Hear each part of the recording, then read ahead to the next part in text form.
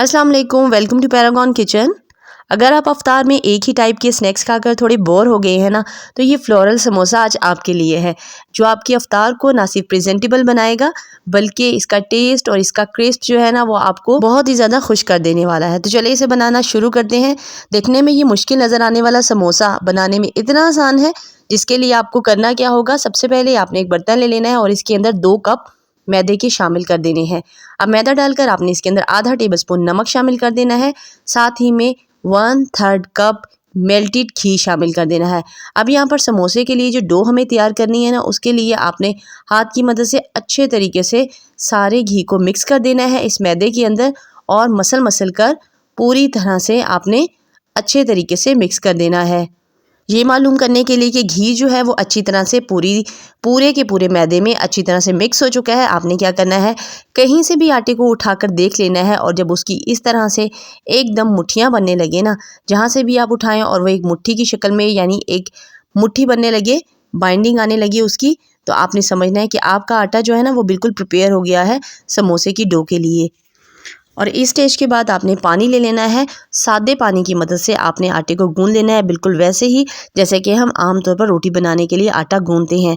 अब यहाँ पर समोसे के लिए जो डो तैयार की जाती है वो डो थोड़ी सी सख्त रखी जाती है, क्योंकि इसमें घी की क्वांटिटी खासी होती है, इसीलिए ये डो सख्त होने के बावजूद भी एकदम सॉफ्ट ही रहती है अंदर से और हम ईजीली इसका समोसा बनाकर तैयार कर सकते हैं। तो आपने पानी का इस्तेमाल थोड़ा कम ही रखना है और थोड़ी टाइटली इसकी डो तैयार कर लेनी है। अब 10 मिनट के लिए इसको कवर करके रख देंगे ताकि ये सेट हो जाए समोसे बनाने के लिए। अब दूसरी तरफ मैंने 4 अदद उबले हुए आलू लिए हैं और इनको आपने किसी प्रेसर की मदद से इस तरह से रफली प्रेस कर लेना है ताकि इसके थोड़े मोटे मोटे चंक्स रहें।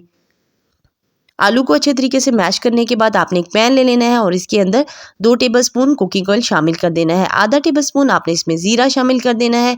आधा टेबलस्पून ही कुटा हुआ धनिया, 3 से 4 हरी मिर्चें चॉप करके शामिल कर देनी है।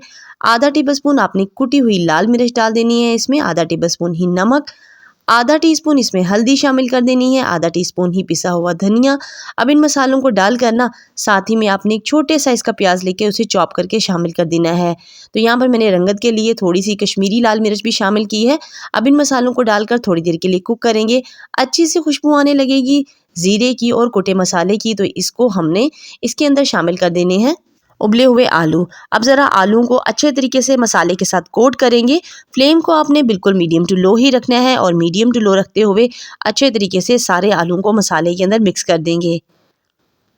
अब यहाँ पर जब आलू अच्छे तरीके से मिक्स हो जाएंगे तो आखिर में आपने थोड़ी सी अजवाइन शामिल कर देनी है और साथ ही में मिक्स गरम मसाला आधा टीस्पून के बराबर और ताज़ा कटा हुआ धनिया डालकर आपने इसको अच्छा सा मिक्स करना है और इस मिक्सचर को ठंडा होने के लिए रख देना है।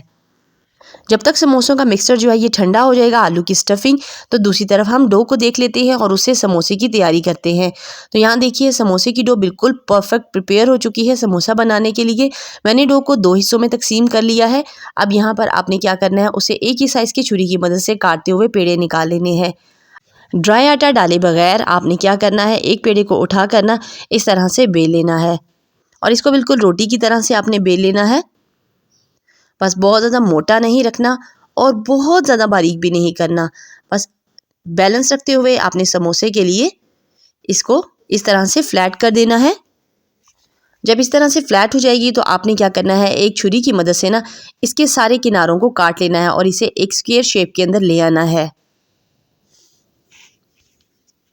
अब इन कटे हुए किनारों को आपने वेस्ट नहीं करना, इसको दोबारा से डो में शामिल कर लेना है।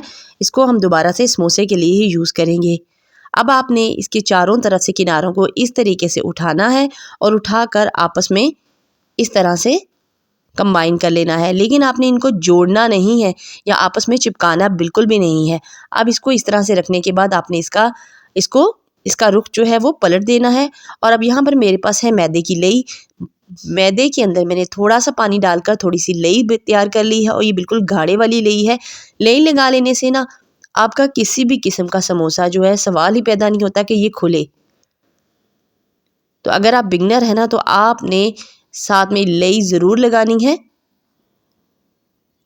अब सेंटर में हमने स्टफिंग को रख देना है चारों तरफ लई लगाने के बाद और दोनों तरफ से पकड़ते हुए पहले इसके कॉर्नर्स में ला देने हैं और जो साइड्स रह गई हैं उनको भी आपस में इस तरह से उठाते हुए मिला लेना है। और साइड्स को जहाँ पर हमने लेई लगाई थी ना, इसको आपस में इस तरह हाथ की मदद से चिपका देना है।